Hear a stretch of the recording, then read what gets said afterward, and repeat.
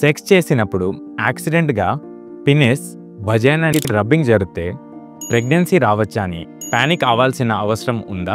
ఈ డౌట్ చాలా పేషెంట్స్ అడుగుతారు.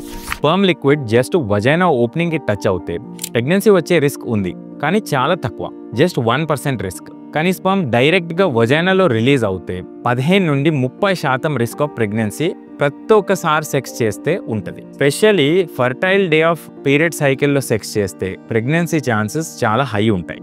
కొంతమంది పేషెంట్ అడుగుతారు, కరెక్ట్ టైంకి పినిస్ బయట పుల్అవుట్ చేసుకుంటే ప్రెగ్నెన్సీ ఛాన్సెస్ ఏమైనా ఉంటాయా డాక్టర్? సో ఛాన్సెస్ వచ్చేసి 2 to 4% పర్ సెక్స్ యాక్ట్ ఉంటుంది. ఎందుకంటే తెల్ల స్పర్మ్ లిక్విడ్ రిలీజ్ అయ్యే ముందు సెక్షువల్ మూడ్లో ఉన్నప్పుడు కొంచెం క్లియర్గా లిక్విడ్ స్లోగా రిలీజ్ అవుతుంది. దానికి ప్రీ సెమెన్ అంటారు. ఈ లిక్విడ్లో 100 నుంచి 1000 స్పర్మ్ ఉండొచ్చు.